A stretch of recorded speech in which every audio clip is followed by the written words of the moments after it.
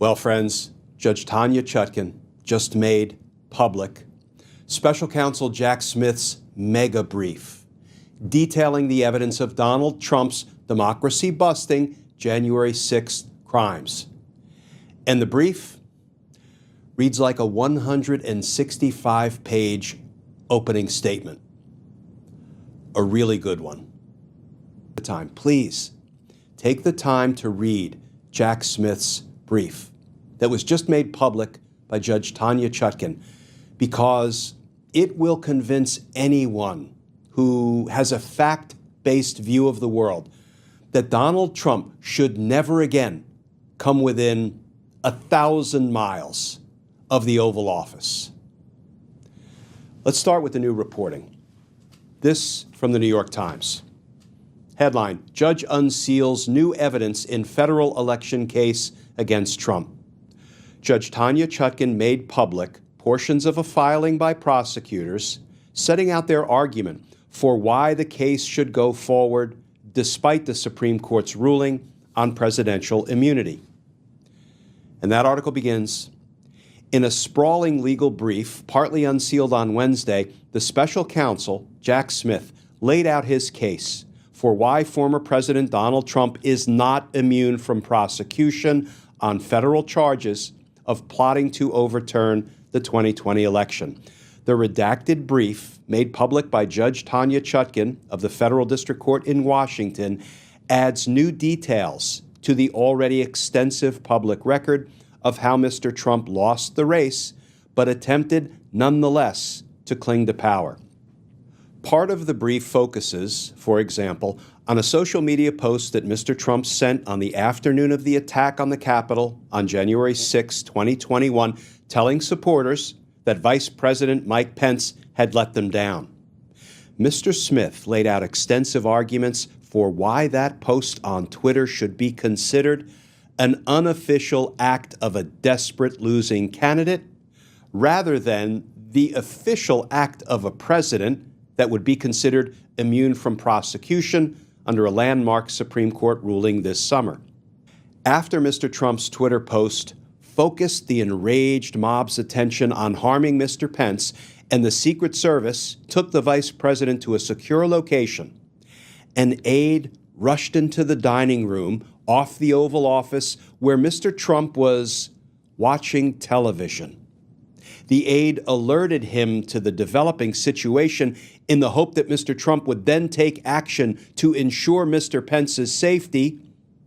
Instead, Mr. Trump looked at the aide and said only, "So what?" according to grand jury testimony newly disclosed in the brief. Mr. President, an angry mob of your supporters is trying to kill the vice president. So what? Said Donald Trump.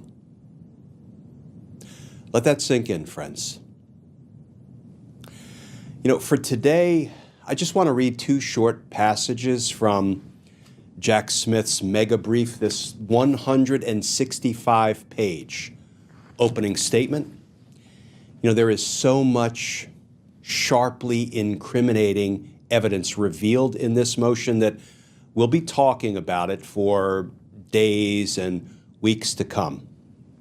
But for right now, consider this. The defendant, Donald Trump, asserts that he is immune from prosecution for his criminal scheme to overturn the 2020 presidential election because, he claims, it entailed official conduct. Not so. Although the defendant was the incumbent president during the charged conspiracies, his scheme was fundamentally a private one.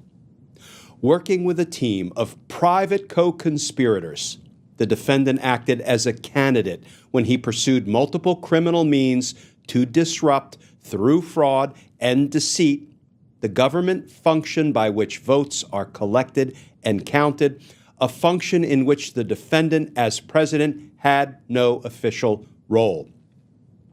In Trump versus United States, the Supreme Court held that presidents are immune from prosecution for certain official conduct, including the defendant's use of the Justice Department in furtherance of his scheme, as was alleged in the original indictment, and returned to this court, Judge Chutkan, to determine whether the remaining allegations against the defendant are immunized. The answer to that question is no.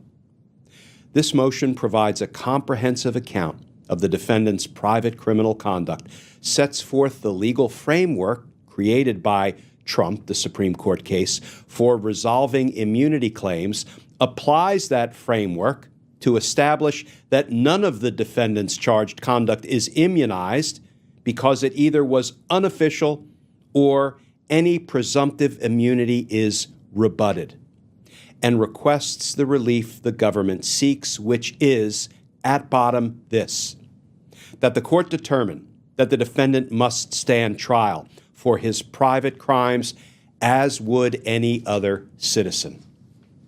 And friends, please indulge me just one more passage. When the defendant, Donald Trump, lost the 2020 presidential election, he resorted to crimes to try to stay in office. With private co-conspirators, the defendant launched a series of increasingly desperate plans to overturn the legitimate election results in 7 states that he had lost: Arizona, Georgia, Michigan, Nevada, New Mexico, Pennsylvania, and Wisconsin, the targeted states. His efforts included lying to state officials in order to induce them to ignore true vote counts, manufacturing fraudulent electoral votes in the targeted states, attempting to enlist Vice President Mike Pence in his role as President of the Senate to obstruct Congress's certification of the election by using the defendant's fraudulent electoral votes, and, when all else had failed, on January 6, 2021, directing an angry crowd of supporters to the United States Capitol to obstruct the congressional certification. The through line of these efforts was deceit. The defendants and co-conspirators knowingly false claims of election fraud. So, friends, it will soon be time for Judge Chutkan to begin holding hearings to litigate these issues. Whether a sitting president of the United States gets to commit all kinds of crimes in violation of our nation's laws against the American people to try to unlawfully retain the power of the presidency, contrary to the expressed will of the American voters. So let the litigation begin.